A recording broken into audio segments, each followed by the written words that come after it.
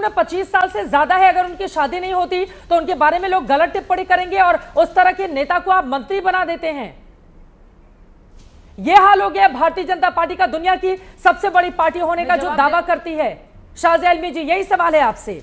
और देखिए, इस आदमी को रोका नहीं गया तो फिर उसने इस बार तो उसने सारी लकीर क्रॉस कर दी है ना, क्योंकि उसने एक महिला अफसर पर सवाल नहीं उठाए हैं, उसने पूरी सेना को कटघरे में खड़ा किया है। शाजिया इल्मी जी।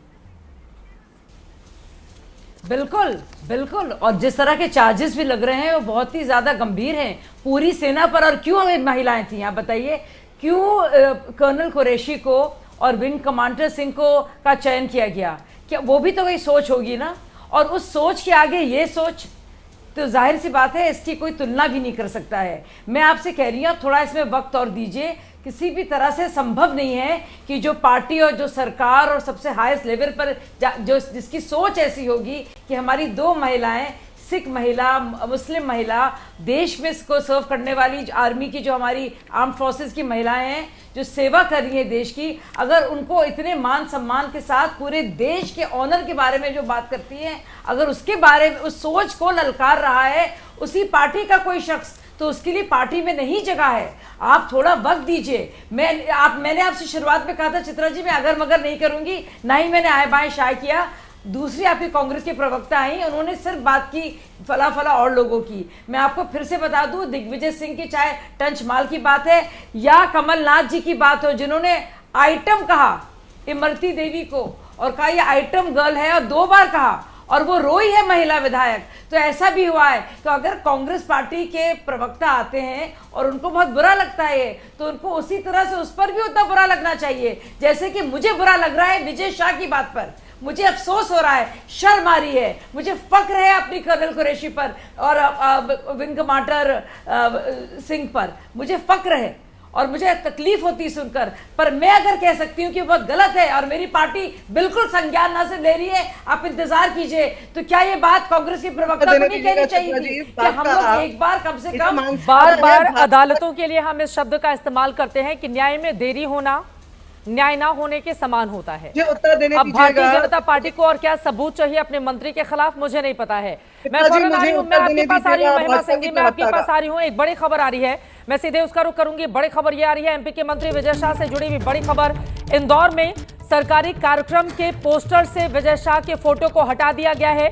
एमपी के मंत्री विजय शाह से जुड़ी हुई बड़ी खबर, इंदौर में सरकारी कार्यक्रम के पोस्टर से फोटो हटा दिया गया है। ये 2 अलग अलग तस्वीरें आपको दिखा रहे हैं। पहले ये फोटो में वो मुख्यमंत्री के साथ दिखाई दे रहे थे, ये देखिए, लेकिन अब उनके फोटो के ऊपर ये व्हाइट प्लेन पेपर चस्पा कर दिया गया है और उसके ऊपर प्रधानमंत्री नरेंद्र मोदी के फोटो को लगाया गया है। मंत्री विजय शाह की जगह पोस्टर में पीएम मोदी का फोटो लगाया गया है। ये तस्वीरें देखिए। लेकिन जब तक बीजेपी अपने मंत्री के खिलाफ एक्शन नहीं लेगी, उनको मंत्री पद से हटाएगी नहीं, तब तक ये सिर्फ पोस्टर में चेहरा प्रधानमंत्री का लगा देने से बात नहीं बनेगी। इनको उनके पद से हटाया जाना चाहिए और इसी के साथ ही साथ एक ऐसी नजीर भी कायम करे भारतीय जनता पार्टी ताकि दोबारा इस तरह की हिम्मत और हिमाकत कोई भी करने की जरूरत नहीं कर पाए। आप देखिए, फिलहाल उनके पोस्टर को ढक दिया गया है और ऊपर से प्रधानमंत्री नरेंद्र मोदी का पोस्टर उसमें लगा दिया गया है। अब मैं सीधे आपके पास आते हुए कांग्रेस से ये सवाल पूछ लेती हूं, महिमा सिंह जी। देखिए, प्रधानमंत्री नरेंद्र मोदी की ओर से ही ऑपरेशन सिंदूर का नाम दिया गया था। ऑपरेशन सिंदूर का नाम इसलिए क्योंकि सिंदूर शक्ति का प्रतीक है। सिंदूर जिसको मिटाने का काम आतंकवादियों की ओर से किया गया था, सिंदूर जो महिला सशक्तिकरण का भी प्रतीक है।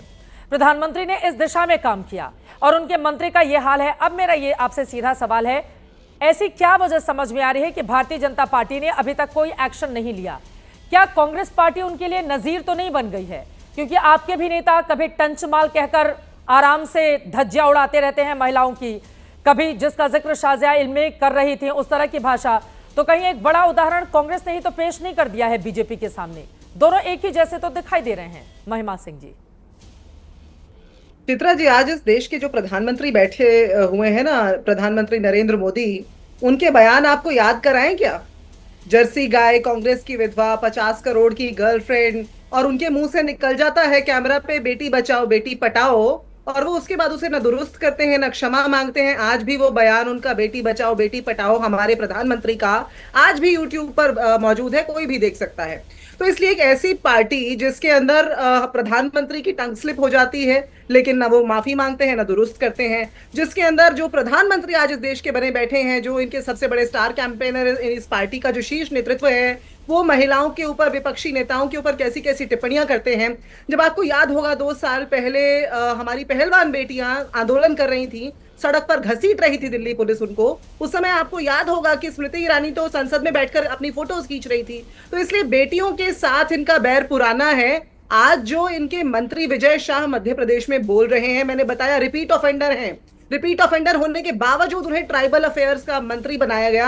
आपने बार बार कहा कि कहीं यही वजह तो नहीं है कि आदिवासी नाराज हो जाएंगे। मैं कहती हूं, मैं पूछती हूं भाजपा से कि एक व्यक्ति जो 2013 में इस तरह का बयान दे रहे थे, आप ट्राइबल अफेयर्स जैसा सेंसिटिव पोर्टफोलियो एक ऐसे मंत्री को दे दे, एक ऐसे व्यक्ति को दे देते हैं। पहली बात तो उसको टिकट ही दोबारा दिया नहीं जाना चाहिए था, और उसके बाद उन्हें बनाकर बैठा दिया जाता है। और जब वो बयान दे रहे थे, 8 बार जीत कैसे जाते हैं? आपकी बात बिल्कुल महत्वपूर्ण है। मैं आपकी बात से खिलाफ आपने क्या एक्शन लिया? विजय शाह को लेकर जो बयान दिया है, बताइए जीत कैसे जाते हैं? 8 बार के विधायक हैं वो, जीत कैसे जाते हैं? कांग्रेस पार्टी क्यों नहीं हराती उनको इन बयानों का सहारा लेकर? फिर तो जनता उसी आदमी पर विश्वास कर रही है ना, क्यों नहीं हराते आप? मध्य प्रदेश में तो कांग्रेस और बीजेपी के बीच सीधी लड़ाई है, कोई तीसरी पार्टी वहां पर है ही नहीं। 8 बार के लगातार चुने गए विधायक हैं वो, इस तरह का शर्मिंदगी बड़ा बयान देते हैं। चित्रा जी, ऐसे व्यक्ति को टिकट ही क्यों दिया जाता है पहली बार तो? और जब वो ये बयान दे रहे थे, आपने और भी बहुत सारे उदाहरण दिए, मगर याद कीजिए किसी और ने इस तरह की बात कि जिन्होंने सिंदूर उजाड़ा था, हमने उन्हीं की बहन को आगे करके उनकी ऐसी की तैसी कर दी। 3 बार बोला उन्होंने, एक बार नहीं बोला, 3 बार बोला। उस बयान को सुना जाना चाहिए ताकि भाजपा की घिनौनी मानसिकता सबको समझ में आए। और ये किसकी शय पर होता है चित्रा जी? ये उन्हीं की शय पर होता है जिनकी शय पर 400 पार करके संविधान बदलने के दावे दिए जाते हैं। ये उन्हीं की शय पर होता है कि सरकार भी आ गई। महिमा सिंह जी, कब तक ये वाला रोना आप लोग रोते रहेंगे? संविधान बदलने का तमाम उदाहरण आपने दिया, फिर भी वो 240 के साथ आ ही गए। मेरा ये सवाल है, देखिए मैम, अब ये जो ज्ञान देने वाली बातें हैं ना, जब हम बड़ी लकीर खींचकर खुद उदाहरण पेश करते हैं, दिग्विजय सिंह ने कैसे कहा था टंचमाल, और वो जिनका वो जिक्र कर रही थी एक महिला के बारे में, वो मैं भूल गई जो शब्द, आइटम, इस तरह के शब्द। तो आपने भी तो भरे पड़े हैं ना, आपने भी तो सब मध्य प्रदेश के हैं, आपके भी दिग्विजय सिंह और वो आइटम वाला बयान भी आया था, जिसके बाद मुझे वो तस्वीरें अचानक से नजरों के सामने घूम गई। ज्योतिरादित्य सिंधिया ने बुलाया था उस महिला को मुलाकात करने के लिए। आज भाजपा के एक और सब तो एक ही जैसे है ना, सब तो एक ही जैसे हैं।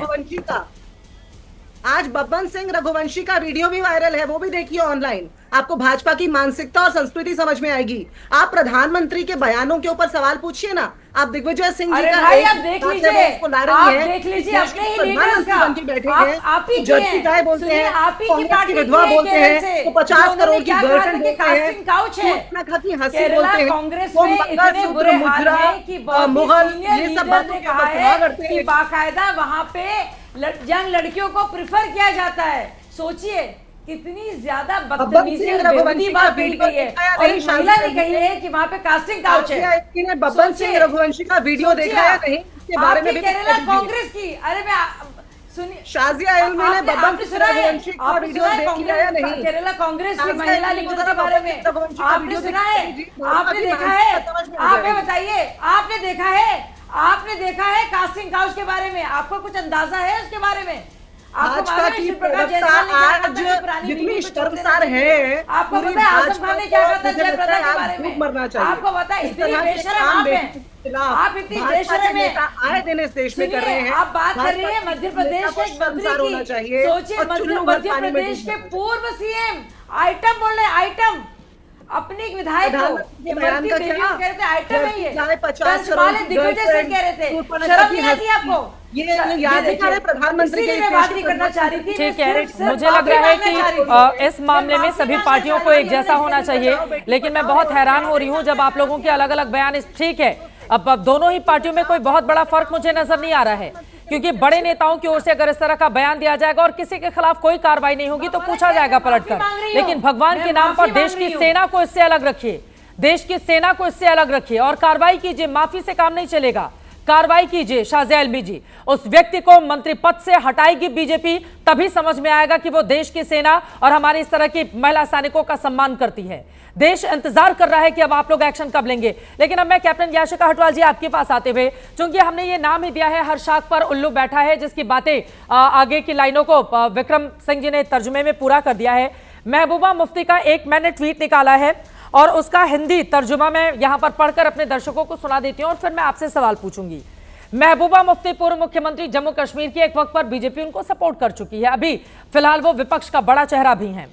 वो लिख रही हैं ट्वीट में, हमारे देश में जहां कट्टरपंथी भीड़ लंबे समय से मृत मुगल सम्राट औरंगजेब को दंडित करने के लिए दुकानों में तोड़फोड़ कर रही है, मस्जिदों पर बुलडोजर चला रही है और कब्रें खोद रही है, सीमा पार उनके हमनाम air vice marshal Aurangzeb Ahmed आधुनिक हवाई युद्ध के लिए अपनी सेना को प्रशिक्षित कर रहे हैं।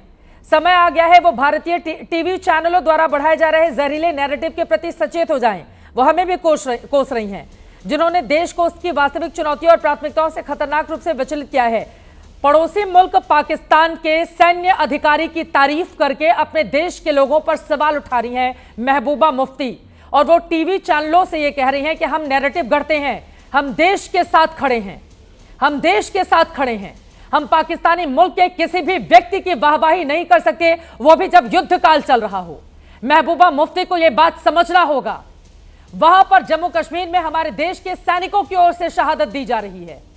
नेता आराम से रहते हैं, कोई फर्क नहीं पड़ता है, और उन लोगों की ओर से इस तरह का बयान जब दिया जाता है तो वो दिल पर कितना चुभता होगा हमारे सैनिकों को, इस बात को समझा जा सकता है।